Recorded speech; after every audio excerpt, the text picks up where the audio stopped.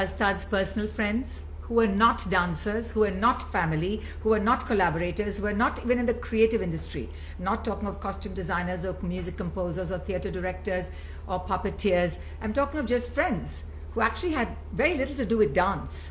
And so this is an insight about, two friends that we're going to have a conversation with, one after the other. I want to invite Dr. Anjali Raina from Delhi. Her husband is, the very famous theatre person, M.K. Raina. And I want Anjali to join us because she's been a very, very old and dear friend of Astad Debu. Maybe some of us are not aware of that. And there have been some quiet and some personal moments that Astad has shared. They've been very close friends for a long time. And I thought on his 74th birthday, it would be lovely to have a conversation with his friends who would be able to give us a very different dimension of the human being and the man that Astad was. There you go. Hi, Anita. Hi, Anjali. Okay, we are here to honor our dear Astad, who all of us know at different levels. It's been so amazing that everybody has known him in different dimensions. And Yes. You've been a very old friend. Something that Yes. I did not know about. I met him. Tell me the story. When did you meet him? I met him in, I think, 1980 or early 81. Okay. And I remember MK had just came back from NSD one day and said, there's this young Parsi boy who's come to do a workshop on dance in NSD. And I met him and he doesn't really know anybody here much. He doesn't know many people. So I said, call him over for a meal. So he brought Astad the next day. Astad came for dinner. And, we just started chatting. And then he said, I'm coming tomorrow to make dhansak. And my father was there. My father was a Bengali. So he spoke to him in Bengali. And of course, he just decided to come and make dhansak the next day. And that's how it started. And after that, every time he used to come to Delhi, initially we were in Defense Colony. He used to stay with us till 92. Whenever he came to Delhi, he used to stay with us. But then in 92, we moved to Noida and that was too far. He had to be at the center of things. So after that, we used to meet whenever he came to Delhi. But we used to call. Yeah. Anjali, you're a pediatrician. Of course, it's like not in any way connected. But when did you first see Astad on stage?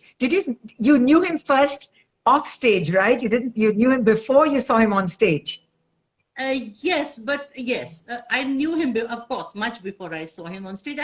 Honestly, I don't even remember when I saw him first because over the years, this 41 years, and there have been so many performances. But at that time, I remember his style of dance was very different from what it was now. He used to do all these some very introspective numbers, but lots of very jazzy numbers.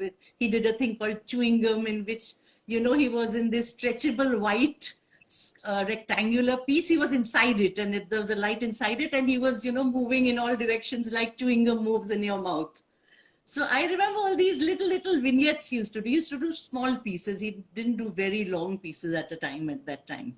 Then over the years, I've seen him growing, partly with age and partly with philosophy and introspection, becoming more and more minimalist, more and more concentrated, more and more philosophical in his dance and in his thought. So I have seen him change over the years. So Anjali, there must have been for 40 years, you must have seen Astad in some very vulnerable, quiet, introspective moments. And we sometimes don't associate Astad Debu because he's so much in control when he's on stage. And he was fairly reserved off stage, extremely courteous, extremely polite.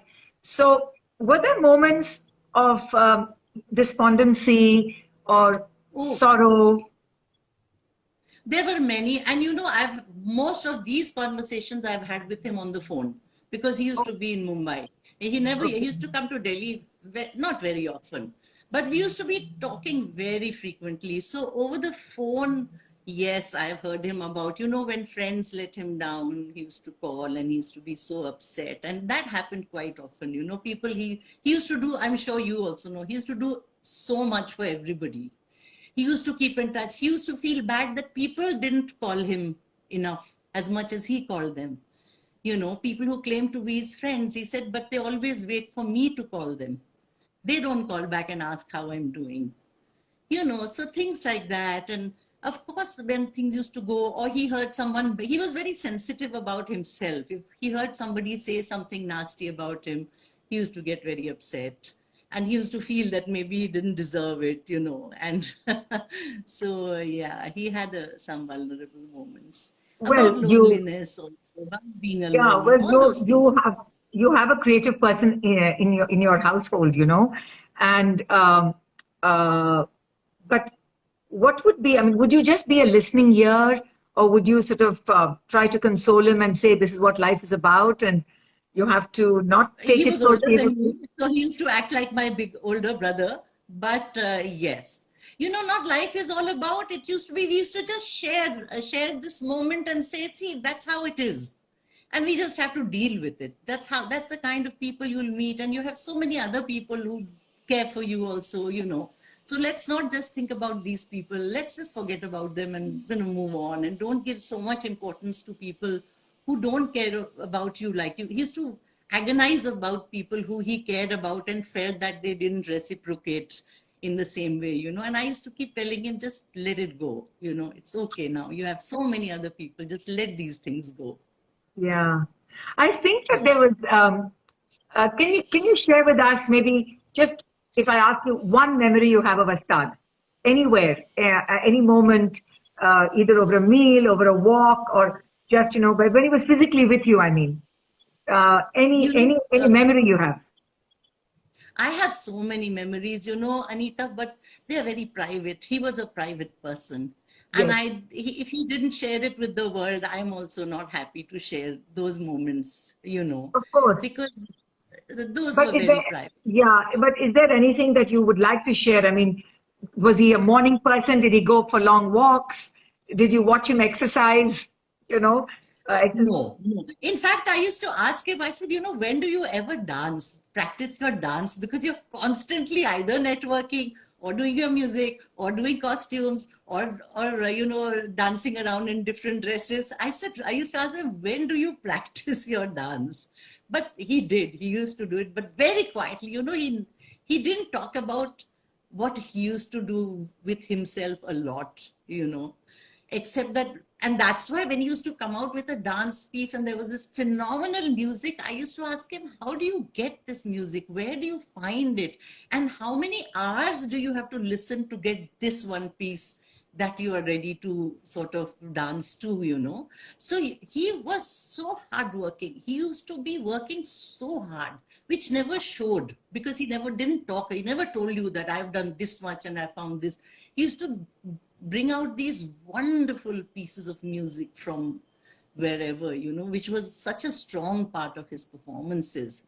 But that all came with his hard work, with his finding it, looking for it, used to look, get in. He was such a perfectionist about every aspect of his dance. so, did you go to Rashtrapati Bhavan when he got the Padma Shri? Were you Yes, yes, there? yes, yes, Okay, yes. that's quite a Yes. moment. Yeah, oh, those were wonderful moments. I went when his deaf children performed at the Rashtrapati Bhavan. I went to that performance, and a marvelous work he did. I hope somebody has spoken about it. The marvelous work he did with the deaf children. I think it is a landmark by itself. You have to see that performance. You could not. There was no beat. You expect that for deaf children you'll have this jug, jug, jug, jug beat, and there was no beat. Nothing. And you could not look at them and say they were deaf. They just performed in sync. And at times, in one performance, he switched off the music and they kept on performing. So, to get you a feel of what they are feeling or they're hearing silence. And in that silence, they are performing. So I asked him, I said, how do you do this? He said, it's all counts. I teach them counts. And they start counting I touch them once and that's the first count and that's how it goes after that. And the whole performance used to be like that. Well, I It had was the privilege. magnificent. I watched him work with the Clark School for the Hearing Impaired in Chennai, Uh-huh. and he was preparing, and Yeah. there was one girl who was very, very talented, one girl, and he said, this girl is Yes. very talented. I want her to become a Bharatanatyam dancer because she was extremely talented, and this many years ago. But it was so meticulous. I just found it it was so hard. The work was so hard, but Yes. Yes. it was so meticulous. I, I was And quite he didn't flawed. compromise with the result. He said, I never want to hear anybody say that, oh, for deaf, they were marvelous. He said, I Ah, want to hear they were marvelous. It's not because for a deaf group, they are marvelous. They just have to be professionally perfect on their, and they were. He saw to it that they were. Even with the Salam Balak boys, what marvelous work he did with them. yeah. And he used to work with all societies. He never looked down on anyone, whether it was rich, poor. He was so sophisticated. You should have seen how he used to go to the houses of all these boys for their children's birthdays, for their family, for their wedding. He used to take part in their weddings. He was a remarkable, really remarkable person. So when he knew that he was ill, Yeah. with you must have been one of the first people that he called. Yes. Actually, 1 year back, there was a fear that he had lymphoma. And that time also I knew. And then the reports came and they said it wasn't. So Oh, we rejoiced also at that time. And unfortunately, the pandemic took place. So there was no follow up. This should ah, have been followed up every 2-3 months, to see whether there was anything, and nothing. For 1 month, 1 year, plus he was a little stubborn in that he wanted to show just his doctor. So when he got the glands in his armpits, he called me and he said, I have these lumps. I said, ask that you need to go and see a doctor today. No, my doctor will come back from London, then I'll show him. I said, no, go, no, please go, please. But he didn't. He waited till the doctor came. And then he came and he did a biopsy, and, the whole thing started then. But by that time, I had an idea, but I didn't know that it would be so expensive. And I have a mail, or I think a WhatsApp from him about maybe 11 or 12 days before he died, saying, I'm coming back. I told him that, he had said the doctor says it's 50-50. So I said, you tell the doctor that I'm on the 50 positive side. I'm not even thinking about the 50 negative one. I'm on the 50 positive. But so he sent me a message saying, I'm coming back and I'm there, and. But he didn't also realize that he would go so soon, so quickly. He yeah. didn't expect that. But maybe none of us want to see Astad suffer. Maybe none of us wanted to No, see so Astad. yes, I agree with you. In a way, if this had to be the result, this is the way he should have gone. Yeah. He was in pain, but once he went into sleep, then he hardly felt any pain for the last 3 days, and then he quietly slipped away almost in his sleep. So I think for him, we will miss him, but for him, it was the best way to go. He hated being ill. He hated So being in bed. today, do you miss calling him and wishing him? This is the first birthday that he's not with us. You know what? Every day, it's not today, it's every second, third day, I get up in the morning and I wish I get a phone call, and I wish somebody says, hi, Dr. Nee, kaisi ho? That's how he used to call with his little accent. Kya haal hai, Dr. Nee? I miss that a lot. And of course, I used to call him so often that it wasn't just the birthday. I used to send him a Rakhi for years and years and years. Wherever he was, I would send the Rakhi for him. So, and then he would come from somewhere maybe 1 year later and give me something and say, Rakhi ka gift. Okay. Wow. That's a lovely bond. Really a lovely bond. Yeah, Yeah. it's and Yeah. because I'm also interested in music, so we shared that. My aunt was a Kathak dancer, so we shared that. I've learned Kathak. So we had a lot of, and MK being in theater, so arts and theater, and arts is my son is a documentary filmmaker. So all that is in our family. He used to ring up from abroad and say, go and see this film. I've seen this film, write it down. When it comes, go and see it. Or he would ring up and say, there's something happening in the Sri Ram Center. This is the performance. Don't miss it. Make sure you get the tickets. Make sure you get the passes. You know, so that was the kind of person from where I just one person. Yeah, how many 100 people he used to keep in touch with? But to care and to think that, okay, this person likes this. Let me tell them to see this or to watch this or to, you know, that it was remarkable. What was the really last time you actually physically saw him? Before his illness, I'm just saying, before his illness. Do you remember? Yeah, whenever he came to, he had come to Delhi. Actually, because of the pandemic, I didn't see him for a long time. He didn't come in the pandemic. So throughout the last, I think, 2 years, I didn't see him. It was all on the phone. Okay. Because we couldn't travel at that time, you Yes, know. of course. So, yeah, So I what? didn't. So what would you like Every to say time he to came to him? Delhi, we used to have a meal together. Every time. We used to have a meal together. Whether it was a tea, when he used to come back from the rehearsal, we'd meet at IIC.